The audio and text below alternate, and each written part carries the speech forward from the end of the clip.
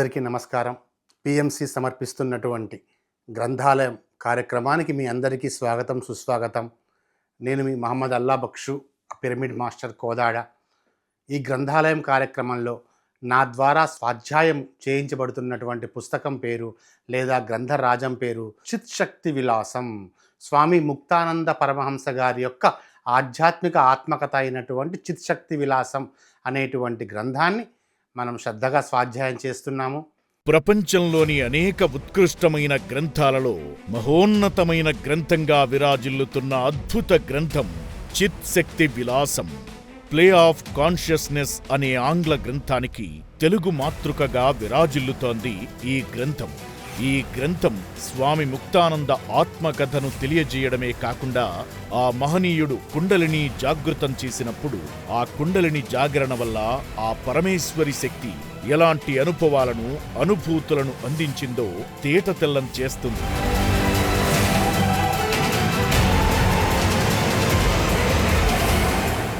సాధారణంగా కుండలిని జాగృతమైన తరువాత అందరూ సమాధి స్థితికి వెళతారు. కానీ సమాధి స్థితిని కూడా ఒక సాక్షిగా చూసి దానిని విపులంగా వర్ణించిన అద్భుత పుస్తకమిది.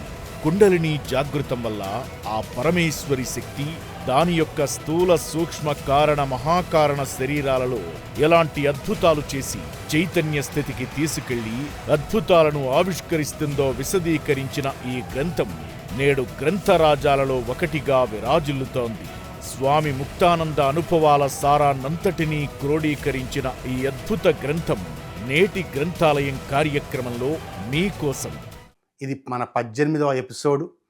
గత ఎపిసోడ్లో మనం ఏం తెలుసుకున్నాము అంటే, స్థూల శరీరంలో ఎంత రక్తవర్ణ జ్యోతి కనబడినా సరే ఇంకా కూడా విషయవాంఛలు అనేవి, మానసిక పరమైనటువంటి ఆ కోరికలు అనేవి, కామ క్రోధ లోభ మదమాశ్చర్యాలు కూడా ఇంకా స్వామి ముక్తానంద గారిలో లోపల ఉన్నవి కూడా అప్పుడప్పుడు బయటికి వచ్చేయి.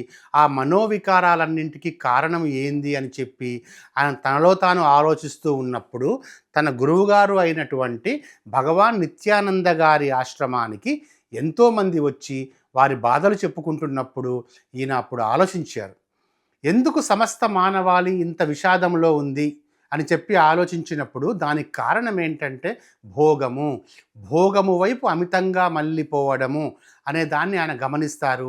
ఆయన గమనించి తను ఒక్కటే అనుకుంటాడు, నేను జీవితంలో ఎప్పుడూ కూడా భోగ లాలసకి గురి కావద్దు అని చెప్పి ఎంతో అనుకుంటాడు. కానీ తన జీవితంలోనే, తన ధ్యాన జీవితంలోనే భోగం ప్రవేశిస్తుంది. అప్పుడు తాను ఏం చేశారు, ఎలా అధిగమించారు అనేది ఈ 18వ ఎపిసోడ్లో మనం తెలుసుకుందాము. ధ్యానంలో కూర్చుంటూ ఉండగానే రక్తవర్ణపు దివ్యమైన జ్యోతి దర్శనమిచ్చేది. ఒక రకమైన భావావేశం కలిగేది. నేను ఊగిపోయేవాడిని, గంతులు వేసేవాడిని, గుండ్రంగా తిరిగేవాడిని. కానీ దానితో బాటే ఒక అనర్థదాయకమైన ధ్యానం కూడా కలిగేది. అంటే ధ్యానంలో అనర్థదాయకమైనటువంటి విషయాలు కూడా వచ్చేవి. దాని పేరే విషయవాంఛా ధ్యానం. ధ్యానంలో గనక మీకు విషయవాంఛలు గనక దాంట్లో ఎంటర్ అయితే మాత్రం అది విషయవాంఛా ధ్యానంగా మారుతుంది. అది భోగ లాలసకు సంబంధించిన ధ్యానం. అందుకే ఛీ ఆయన మాటల్లోనే ఆయనే అంటున్నారు, ఆ సమయంలో కూడా భోగవాంఛ తలెత్తినప్పుడు కూడా రక్తవర్ణ జ్యోతి కనిపిస్తూనే ఉంది. కాకపోతే రంగులో కొద్దిగా పరివర్తన ఉంది. అంటే ప్రాతకాలంలో తూర్పు దిగ్గున కనిపించేటువంటి అత్యంత మృదువైన ఎర్రటి ప్రకాశం ఆ తర్వాత కొద్దిగా రంగు లేనట్టుగా ఉండేది. కానీ వెంటనే ధ్యానం ఎప్పుడైతే ఆ విషయవాంఛ నా లోపలికి వస్తాయో అప్పుడు ధ్యానం వల్ల అంతవరకు కలిగినటువంటి ఆ ప్రేమ కానీ, ఆ తన్మయత్వం కానీ ఇవేవి నాలో ఉండేవి కాదు. కనీసం ఓం గురు ఓం అనే మంత్రం కూడా ఉండకపోయేది, గురు ధ్యానం కూడా ఉండకపోయేది, శివోహం కూడా ఉండకపోయేది. ఒక రకమైనటువంటి ఇక్కడ స్వామి ముక్తానంద గారు ఉన్నది ఉన్నట్లుగా చెప్తున్నారండి. తను ఏది దాచుకోలేదు. అంత తన ఆత్మని జాగృతం చేసుకున్నా సరే, ఆ రక్తవర్ణ జ్యోతి తనకు కనబడుతూ ఉన్నా సరే, తన లోపల జరగకూడనిది జరిగినప్పుడు దాన్ని మనందరికీ ప్రస్ఫుటంగా వివరిస్తున్నారు. ప్రతి ఒక్క మాస్టర్కి ఉండవలసిన లక్షణం ఇదే. ఎక్స్ప్రెషన్లో ఒక ప్యూరిటీ అనమాట. కామవాంఛ పూర్తిగా తల ఎత్తేది. అది ఎంతకాలం ఇంతకాలం ఎక్కడ దాగుందో కూడా నాకు కూడా తెలీదు అని చెప్తున్నారు. ఈ వాంఛ కూడా చాలా బలవత్తరంగా ఉండేది. నాకే ఆశ్చర్యం కలిగించేది. కేవలం ఒక మానవ ముద్దలాంటి ఈ శరీరంలో ఇంత కామవాంఛ ఎక్కడి నుంచి వస్తుంది అని నాకు కూడా ఆశ్చర్యమయ్యేది. అయ్యో! అయ్యో! మొదటి రోజున ఈ వాంఛ నాలో వచ్చిన రోజు అది ప్రళయాన్ని అనుభవం చెందడం కంటే, ఒక ప్రళయానుభవం కన్నా కూడా అధ్వానమైనటువంటి పరిస్థితి. కామం, కామం, కామం ఇదొక్కటే ఉండేది. అది ఎప్పటికీ విడిపడేది కాదు. సర్వ అంగాలలో కూడా కామవాంఛే ఉండేది. అది విపరీతమైన బాధ, మనసుకు కష్టం కలిగించేది. అయినా కన్నులు మూసుకుంటే కళ్ళ ముందు నగ్న మహిళలు కనబడేవారు. ధ్యానంలో ఎర్రటి జ్యోతి లోపల కూడా ఒక అందమైన బాలిక కనబడేది. నేను చూడకపోయినా కనిపించేది. భయపడిపోయేటోడిని, దుఃఖం కలిగేది నాకు. చూడండి, ఆయనలో ఆ కామవాంఛ వచ్చినప్పుడు తను ఎంత బాధపడేవాడో, ఎంత నలిగిపోయేవాడో, ఎంత దుఃఖాన్ని అనుభవించేవాడో స్వామి ముక్తానంద గారు మనకు చెప్తున్నారు. ఇంకా చెప్పాలి అంటే కనులు తెరిచిన తర్వాత కూడా ధ్యానంలో కనిపించినటువంటి రక్తేశ్వరి జ్యోతి లోపల వస్త్రహీనంగా ఉన్నటువంటి మహిళ నాకు కనిపిస్తూ ఉండేది. కన్నులు మూసుకున్నా కూడా ఇదే దృశ్యం. నేను ఏం పాపం చేశాను, ఎందుకు నాకు ఈ దృశ్యాలు కనబడుతున్నాయి అని చెప్పి నాకు భయం పుట్టేది. నా మనసులో భయం కలిగేది, లజ్జ కలిగేది, సిగ్గు కలిగేది, ఒక అసంతృప్తి కలిగేది. అలా నాలో ఇవన్నీ కలగడినప్పుడు బుద్ధి కూడా మార్పు చెందడం ప్రారంభించింది. బుద్ధి కూడా ఏం చెప్తుందంటే, ఇంత ఘోరమైన కామవాంఛ నీలో ఉన్నప్పుడు నువ్వు ఒక ఆధ్యాత్మికవేత్త ఎలా అవుతావు నువ్వు? అందుకే మృత్యువు నీకు రాదు, అయినా సరే నువ్వు ఆత్మహత్య చేసుకో అని చెప్పి బుద్ధి నన్ను ప్రలోభ పెట్టేది. నాలో జరుగుతుంది అనర్థం, ఇది ఏ పాపానికో ఫలితం కదా అనేటువంటి దిగులు ఎక్కువైపోయేది. కుటీరం బయటకి వస్తాను, ఉయ్యాలలో కూర్చుంటాను, మళ్ళీ అదే ఆలోచన, దుఃఖాన్ని ఎక్కువ చేసే ఆలోచన. నేను ఎప్పుడు ఒక్కటే అనుకుంటాను, నా దగ్గర ఏమి తప్పు జరిగింది, ఏం పొరపాటు జరిగింది, ఇప్పుడు ఏం చెయ్యను, ఏం తప్పు జరిగింది, ఏం తప్పు చేస్తున్నాను, ఏం పొరపాటు జరిగింది, ఇప్పుడు నేను ఏమి చేయను. ఎప్పుడు ఇదే రకమైన ఆలోచనతోటి కుటీరం బయటకు వచ్చి నా నేస్తమైనటువంటి మామిడి చెట్టు కింద ఉన్నటువంటి ఆ చెక్క ఉయ్యాలలో కూర్చుని ఉండేవాడిని. మళ్ళీ ధ్యానం చేసేవాడిని. అక్కడ కూడా మళ్ళీ నగ్న స్త్రీ ప్రత్యక్షమవుతుంది. నవ్వుతూ ఉంటుంది, మందహాసం చేస్తుంది, కూర్చుంటుంది, లేచి నిల్చుంటుంది. ఇంద్రియాలను శాంతపరిచి సాత్వికం చేసే దృశ్యాలన్నీ ఎప్పుడో నా నుంచి వెళ్ళిపోయాయి. సిగ్గుపడవలసినటువంటి విషయం వచ్చింది. రాత్రి ధ్యానంలో కూడా ఇదే జరిగేది. మొదట ధ్యానం కుదిరేది మంచిగానే, తరువాత రక్తేశ్వరి జ్యోతి కనిపించేది. ఉల్లాసభరితమైనటువంటి మనస్సు, ఆహ్లాదమైనటువంటి హృదయం, ఎంతో భక్తి శ్రద్ధలతో గురు పూజ చేసుకునేవాడిని, గురు ధ్యానం చేసుకునేవాడిని. ఇక గురు సమాధిలో ఐక్యమవుతుంటాను అన్నటువంటి క్షణంలో, ఆ త్రుటిలో, ఆ జ్యోతిలో ఒక నగ్న స్త్రీ ప్రత్యక్షమయ్యేది. నా ఎదుట కొంత దూరంలో నాట్యం చేసేది, హావభావాలు చూపించేది.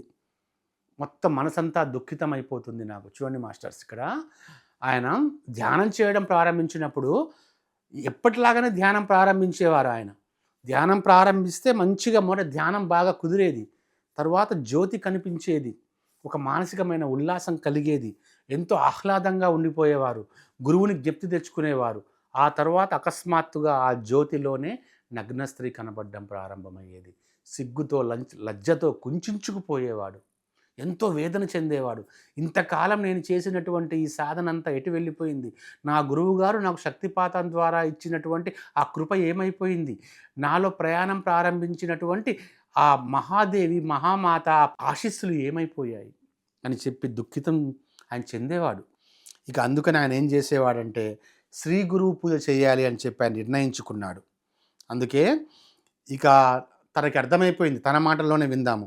ఇంద్రియాలు పట్టు తప్పుతున్నట్లు అనిపించేవి, ఏదో అనర్థం సంభవిస్తుంది అని అర్థమయ్యేది. అందుకనే పాలు మానేశాను, మంచినీళ్ళు తాగేవాడిని, రాత్రి చాలా పొద్దుపూకేదాకా నిద్ర పోకుండా అలాగే ఉండేవాడిని. నిద్రపోతే ఎక్కడ మళ్ళీ ఆ కామవాంఛ నాలో వస్తుందో అని చెప్పి ఇక ఒక్కటే మార్గం అనిపించింది. మనస్సులో భగవాన్ నిత్యానందుణ్ణి ధ్యానం చేసుకోవాలి అనుకునేవాడిని, ఆ గణేష్పురికి జ్ఞాపకం చేసుకునేవాడిని, నమస్కారం పెట్టి నిద్రపోయేవాడిని.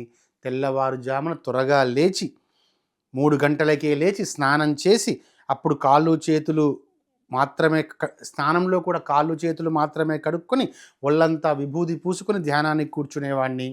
గురువుని పూజించినా సరే, గురువుని దర్శించుకున్నా సరే, ఇంకా నగ్న భవాని నా ఎదుటే ఉండేది. నేను చేపట్టిన గొప్పదైన పవిత్రమైన వ్రత నియమం మీద ఆమె దృష్టి కేంద్రీకరించి ఉండేది. ఈ విచిత్రమైన స్త్రీ నేను పిలవకుండా ఎక్కడి నుంచి వస్తుందో నాకే అర్థం కాకపోయేది. ఎన్ని రకాల చేసినా, ఎన్ని రకాల వ్రతాల్లాంటివి చేసినా కూడా ఆ స్త్రీ నన్ను వెంటబడుతూనే ఉండేది. ప్రతి ఒక్కరి వెంట ఒక స్త్రీ ఖచ్చితంగా ఉంటుంది. ఏదో ఒక నెపంతో వేధిస్తూనే ఉంటుంది. ఒకరు అన్నానికి వేధిస్తారు, మరొకరు వస్త్రాలకు వేధిస్తారు, ఒకరు సువర్ణ ఆభరణాలకు వేధిస్తారు. స్త్రీ యొక్క వేధింపు అనేది ప్రతి ఒక్కరికి ఉంటూనే ఉంటుంది. అలాగే స్త్రీ యొక్క ప్రేమ కూడా ఉంటుంది. కానీ ఇక్కడ నాకు స్త్రీ యొక్క వేధింపు అనేది వస్తుంది అని చెప్పి తనలో తాను ప్రశ్నించుకుంటూ ఉంటారు స్వామి ముక్తానంద గారు. అలాగే ఆ తరువాత ఒక్కరోజు మొత్తం జరుగుతున్నటువంటి సంఘటనల నుంచి దీని నుంచి ఎలా బయటపడాలి అన్న విషయం గురించి సుదీర్ఘంగా ఆలోచించుకుంటే వీటిని తప్పించుకునే మార్గం ఏదైనా ఉందా? ఈ మార్గాన్ని ఎవరు చెప్తారు? సిద్ధాసనం ద్వారా నిశ్చేష్టమైన అవయవం పునర్జీవితమైంది. ఇప్పుడు నా లక్ష్యాన్ని చేరుకోగల ఉపాయం ఏదన్నా ఉందా? ఈ విధంగా ఆలోచిస్తూ ఉండగా నా దుఃఖము, అసంతృప్తి, విచారం ఎక్కువైపోయాయి. సాయంత్రమైంది. నేను ఉన్న ప్రదేశానికి 20 మైళ్ళ దూరంలో వైజాపురం అనేటువంటి ప్రదేశంలో హరగిరి అనే ఒక బాబా ఉన్నారు. ఆయన గొప్ప సిద్ధ పురుషుడు. ఆయన చూడాలి అనిపించింది. ఆయన రక్షించినట్లయితే ఈ విపత్తు నుంచి నేను బయటపడతాను. లేనట్లయితే రేపు కూడా నాకు ప్రతికూలమైన రోజు. అతి గోప్యంగా ఉంచాల్సిన విషయం ఇది. ఇప్పుడు ఈ విషయాన్ని ముక్తానంద గారు ఎవరితో పంచుకోలేరు కూడా, ఎవరితో చెప్పుకోలేరు కూడా. ఆల్రెడీ సాధనలో ఇంత స్థితికి వచ్చిన తర్వాత కూడా ఒక నగ్న స్త్రీ ఎప్పుడు తన వెంటపడడం ఏమిటి, తన యొక్క వ్రతభంగం చేయడం ఏమిటి అనేది తనకి లేదు. ఇక అందుకని రాత్రి మరొకసారి ఏం చేస్తారు అంటే, రాత్రి మళ్ళీ చూద్దాము ఈరోజు ఏం జరుగుతుందో అని చెప్పి, అలాగే మళ్ళీ ఆ బాబా గారి దగ్గరికి వెళ్దాం అనుకుంటారు స్వామి ముక్తానంద గారు. మళ్ళీ తను చేయవలసినటువంటి వర్క్ చేయాలి, నైట్ కాబట్టి ఏం చేస్తారు, మళ్ళీ ఆయన మాటల్లో రాత్రి ధ్యానం నియమానుసారంగా ప్రారంభించాను, ఉచ్చస్థాయి ధ్యానం చేశాను. ఈసారి యోగుల భాగ్యమైన రక్తజ్యోతి దర్శనమిచ్చింది. జ్యోతి దర్శనమైన వెంటనే కుంకుమ పువ్వు రంగులో ఉన్నటువంటి చిన్న చిన్న జ్యోతి కిరణాలు మిలమిలా మెరుస్తూ నా ఎదుటికి వచ్చాయి. ఆ తరువాత శ్రీ గురుదేవుడికి మహాపూజ చేశాను. గురుభావంతో తన్మయత్వం చెందాను. అనేక రకాల క్రియలు, భావాలు కలుగుతూ లోపలి నుంచి ఒక అలౌకికమైనటువంటి శబ్దం వినిపించసాగింది. ఆనందంతో పారవశ్యం చెందాను. ఆ విధంగా పారవశ్యం చెందుతూ ఉండగానే మళ్ళీ ఆ వస్త్రహీన స్త్రీ దర్శనమైంది. కానీ ఇప్పుడు ఆమె ఒక అలంకృత. ఇంతవరకు ఆమె అలంకరణ ఏమీ లేకుండా కేవలం నగ్నంగానే నాకు దర్శనమిచ్చింది. ఈసారి కూడా ఆమె ఒక అలంకృత, అంటే అలంకరణ చేసుకొని ఉంది, నగ్నంగా లేదు. ఆమె దర్శనమైన వెంటనే కనులు తెరిచాను. అయితే వెలుపల కూడా ఆమె దర్శనమిచ్చింది. ఆ విధంగా జరగగానే పారవశ్యం తొలగిపోయింది. మెల్లగా లేచాను, బయటికి వచ్చాను. రాత్రి 12 గంటల వేళ. ఇది చాలా ముఖ్యమైనటువంటి అనుభవం అండి ఆయన యొక్క అనుభవాల్లో. ఎందుకంటే ఈ అనుభవం అనేది మనలో ప్రతి ఒక్కరికి ఏదో ఒక సమయంలో, ధ్యాన సాధన సమయంలో అందరికీ రావాల్సిందే. ఈ అనుభవం అనేది ఇది వస్తూనే ఉంటుంది. రాత్రి 12 గంటల వేళ లోపలికి వెళ్ళి నిద్రపోయాను. నిద్రపోతూ ఉన్న ప్రశాంతత లేదు. పిచ్చివాడి మాదిరిగా, భ్రాంతుని మాదిరిగా ఉన్నాను. మళ్ళీ ధ్యానానికి కూర్చున్నాను. రాత్రి వైపు అన్ని దిక్కులకు నమస్కారం చేసి అందరూ దేవతలకి మనస్సులోనే మొక్కుకొని ధ్యానానికి కూర్చున్నాను. యథాస్థితి అంతకుముందు జరిగినట్టుగానే వెంటనే ధ్యానంలోకి వెళ్ళిపోయాను. ఆ తంద్రాస్థితిలోకి వెళ్ళిపోయాను. రక్తజ్యోతి లోపల వెలుపల ప్రకాశం జరిగింది. క్రియలు జరుగుతున్నాయి. క్షణంసేపు కంఠం మూసుకొని పోయింది. మూలబంధము, జాలంధర బంధము ఏర్పడ్డాయి. కానీ వెంటనే విడిపోయాయి. అంతరంగంలోంచి అస్పష్టమైనటువంటి ఒకానొక ధ్వని వినిపించింది. చిత్తవృత్తి అక్కడ ఆ ధ్వనిలో స్థిరమైంది. ఇప్పుడిక ఆనందమే ఆనందము. అంటే ఎర్రటి జ్యోతితో పాటు కోడిగుడ్డు ఆకారంలో పెద్ద రేగుపండు కంటే పెద్దది తెల్లదైనటువంటి జ్యోతి కనిపించింది. ఇంతవరకు నాకు రక్తవర్ణమైనటువంటి జ్యోతి కనబడుతుంది కదా! ఆ రక్తవర్ణమైనటువంటి జ్యోతితో పాటుగా తెల్లటి జ్యోతి క్షణం కనిపించి అదృశ్యమైంది. ఇప్పుడు గురుధ్యానము, గురుపూజ ఈ రెండూ కూడా కొత్త కొత్త అనుభవాలతో ఎంతో ప్రేమతో కొనసాగాయి. అప్పుడు నేను అనుకున్నాను, దేవతలకి నమస్కారం పెట్టుకున్నాను కదా, అందుకే ధ్యానం సాగిందేమో అనుకున్నాను. క్షణంలో రక్తజ్యోతి మారింది. దాని రంగు కొంత మారింది, కానీ ఎరుపు రంగులోనే ఉంది. అరే ఏమి జరుగుతుంది? మళ్ళీ స్త్రీ వచ్చింది. నేను కలవరపడ్డాను. ఇప్పుడు ఆ స్త్రీ ఎంతో అలంకారం చేసి ఉంది, ఎంతో అందంగా ఉంది. మనసు అశాంతమైనది, అతివేగంగా కొట్టుకుంటూ ఉంది. చూడండి, నిత్యానంద గారు ఆయన ఫేస్ చేసినటువంటి, నిత్యానంద గారి శిష్యులైనటువంటి ముక్తానంద గారు ఆయన ఫేస్ చేసినటువంటి అనుభవాలు, ఆయన వీటన్నింటినీ మన ముందు ఒక నగ్నంగానే ఆయన పెడుతున్నారు.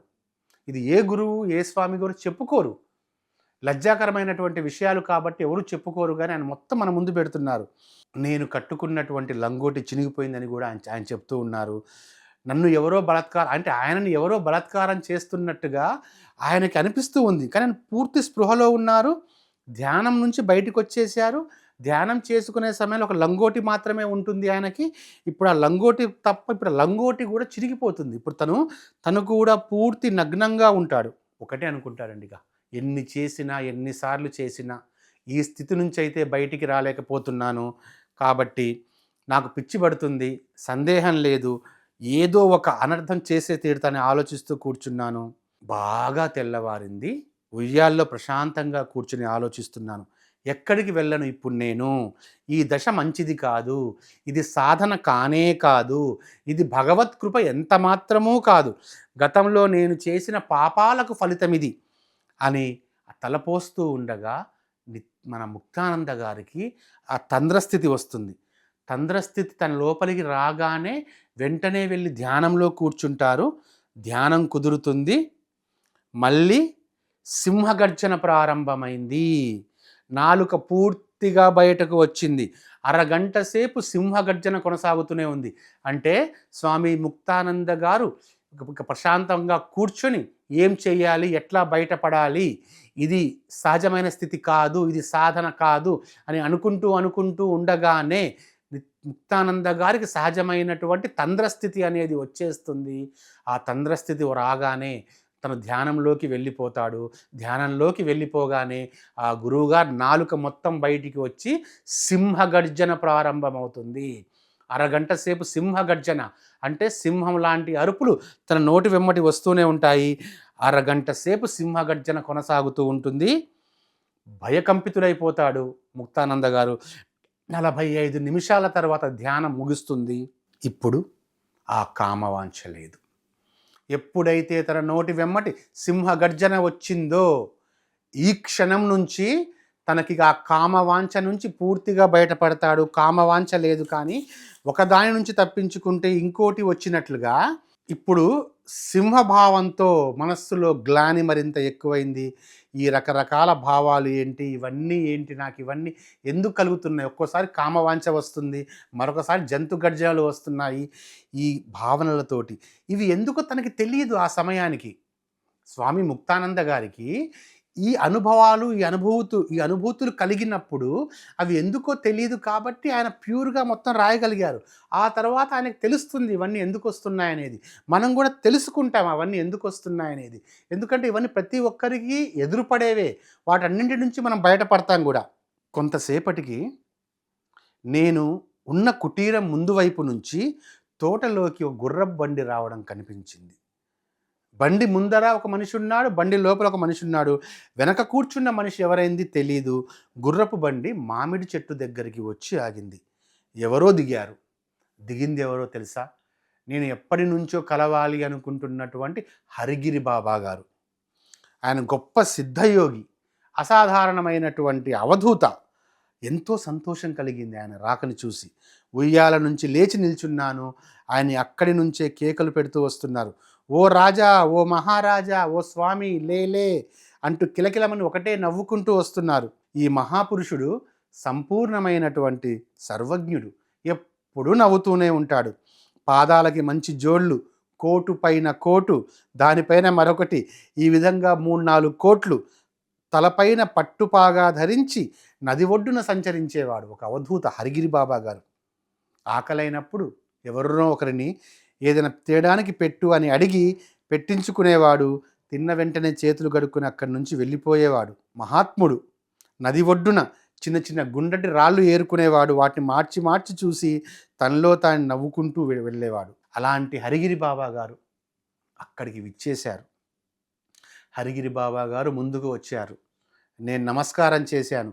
నాకు ఆయనంటే అమితమైనటువంటి ప్రేమ. ఆయనకు కూడా నేనంటే చాలా ప్రేమ. నేను అన్నాను, బాబా, నాకు ఈ దుర్దశ కలిగింది. నా పరిస్థితి ఏమీ బాగాలేదు. నాకు తెలుసు నాయన అంటారు ఆయన రాగానే. నాకు తెలుసు నీకు కలిగినటువంటి ఆ దుర్దశ నాకు తెలుసు. 2 రూపాయలు ఇస్తే చెప్తాను అన్నాడు ఆయన. ఎందుకంటే ఆయనది పరిహాసం చేసేటువంటి స్వభావం నాకు బాగా తెలుసు. అందుకని ఆయన ఎప్పుడు వచ్చినా ఏదైనా అడిగితే డబ్బులు ఇమ్మంటాడు. ఇప్పుడు అదే చేశాడు. నేను 2 రూపాయలు ఇచ్చాను. ఆయన మరాఠీ భాష మాట్లాడేవారు ఎప్పుడూ కూడా. ఆయన ఏమన్నాడో తెలుసా ఆ రోజు నాతోటి? నీ స్థితి బాగుంది. అరే మహారాజ్, తుజీ గతి చాంగ్లీ ఆహే అంటే మరాఠీ భాషలో తను మాట్లాడాడు. ఏమన్నారంటే, నీ స్థితి బాగుంది, దుర్దశ అని చెప్పి నువ్వు అనుకుంటున్నావు, కానీ నీ స్థితి బాగుంది, నీకు శుభం కలుగుతుంది, నువ్వు దేవుడివి అవుతావు, నీకు హితజ్వరం వచ్చింది, ఇది ఇతరులకు కూడా సోకి వారి రోగాలు దుఃఖాలు నశిస్తాయి, నిన్ను కలుసుకునేందుకు ఎంతోమంది వస్తారు. ఈ విధంగా చెప్పి ఆయన బయలుదేరాడు. ఆయనతో పాటు నేను కూడా వెళ్ళాను. ఆయనను వెనక్కి వెళ్ళమన్నాడు. వెళ్ళు వెళ్ళు, వెళ్ళినప్పుడే మళ్ళీ రాగలం, భయపడవద్దు. ఈ విధంగా చెప్పి ఆయన వెళ్ళిపోయాడు. ఆయన చెప్పింది 2 మాటలే. ఏమని చెప్పారు? వెళ్ళు వెళ్ళు, నువ్వు తిరిగి వెళ్ళు, వెళ్ళినప్పుడే మళ్ళీ రాగలం, భయపడవద్దు. ఈ విధంగా చెప్పి ఆయన వెళ్ళిపోయాడు. చుట్టుపక్కల అందరూ కూడా హరిగిరి బాబా వచ్చారు అని చెప్పి పరిగెత్తుకుంటూ వెళ్ళారు. కానీ ఆయన ఇచ్చినటువంటి ఆ అభయం నా మీద ఎంతవరకు పనిచేస్తుందో నాకు తెలియదు. ఎందుకంటే మనస్సు దేని గురించి అమితంగా ఆలోచిస్తుందో ఆ విషయంగా మారిపోతుంది. మనము దేని గురించి అయితే ఎక్కువగా ఆలోచిస్తూ ఉంటామో, మన మనస్సు యొక్క శక్తి దేని మీద అయితే మనం పెడుతూ ఉంటామో, మన మనస్సు మొత్తం కూడా దానిగా మారిపోతూ ఉంది. దానికంత శక్తి మన మనస్సు ఇస్తుంది. అందుకనే మనస్సు రాత్రింబవళ్ళు తన్మయత్వంతో స్త్రీ గురించే చింతన చేసినప్పుడు ఆ మనస్సు నారీ రూపాన్ని సంతరించుకుంటుంది. మనస్సు క్రోధంగా చెందితే రక్త కణాలన్నీ కూడా క్రోధాన్నే చూపిస్తాయి. మనస్సు మాయ గురించి ఆలోచిస్తూ ఉంటే మనస్సు మాయగా మునిగిపోతుంది. మనస్సు ఎప్పుడు పరబ్రహ్మ స్వరూపుడు అయినటువంటి పరమేశ్వరుడి గురించి చింత చేసినట్లయితే అటువంటి మనస్సు పరబ్రహ్మలో లీనమై పూర్తిగా బ్రహ్మమైపోతుంది. గొప్ప తత్వవేత్త అయినటువంటి సుందరదాసు గారు రచించినటువంటి రచన ఇది. చూడండి, ఇక్కడ ఇంద్రియ వికారము, సింహభావము 2 భ్రాంతులు పూర్తిగా కమ్మేసుకున్నాయి స్వామి ముక్తానందని. అతని స్థితి అర్థం చేసుకొని అవధూత అయినటువంటి హరిగిరి బాబా గారు కూడా వస్తారు. చూడండి, ఆ స్థితి అనేది అందరికీ ఎప్పుడో ఒకసారి వస్తూనే ఉంటుంది. మరి ఆ స్థితి నుంచి తను ఎలా బయటపడ్డారు? ఒకసారి సింహభావం వచ్చినప్పుడు ఆ కామవాంఛ తొలగిపోతుంది, కానీ మళ్ళీ మళ్ళీ అది వస్తూనే ఉంటుంది. ఏవులాలో ఎంతో గౌరవంగా బతికినటువంటి స్వామి ముక్తానంద లాంటి వ్యక్తికి ఇలాంటి భావనలు ఉన్నాయి అని తెలిస్తే ఏమవుతుంది అన్న ఆలోచనలో కూడా ఆయనలో వస్తుంది. నా గురుదేవుడికి తెలిస్తే నేను తనకి ఎలాంటి జవాబు చెప్పుకోను, నా ప్రతి ఆలోచన కూడా నా గురుదేవుడికి తెలుస్తుంది కదా అనేటువంటి పశ్చాత్తాప భావన కూడా ఆయనలో నెలకొని ఉంటుంది. సో ఇన్ని భావాల మధ్యలో మరి తాను ఎలా దాని నుంచి బయటపడగలిగాడు, ఏ విధమైనటువంటి సాధన చేసి, ఏ విధమైనటువంటి ఆలోచన విధానంతో ఈ కామభావన నుంచి సంపూర్తిగా బయటపడగలిగాడు. ఎందుకంటే ఆనాటి విశ్వామిత్రుడిని సైతం తపస్సులోంచి బయటికి తీసుకొని వచ్చింది ఈ కామ వికార భావనే. ఇది మన తరువాతి ఎపిసోడ్లో మనం కలుసుకుందాము. కాబట్టి పిఎంసి వారు సమర్పిస్తున్నటువంటి గ్రంథాలయ కార్యక్రమాన్ని వీక్షిస్తున్నటువంటి మీ అందరికీ కూడా హృదయపూర్వకమైనటువంటి కృతజ్ఞతలు తెలియజేసుకుంటున్నాను. Thank you very much masters. మళ్ళీ నెక్స్ట్ ఎపిసోడ్లో మనం కలుద్దాము. ఈ కామభావన నుంచి, అంటే స్వామి ముక్తానంద గారు ఈ కామభావన నుంచి ఎలా ముక్తి చెందారో తరువాతి ఎపిసోడ్లో మనం తెలుసుకుందాము. So thank you very much. వచ్చే ఎపిసోడ్లో మనం కలుసుకుందాము.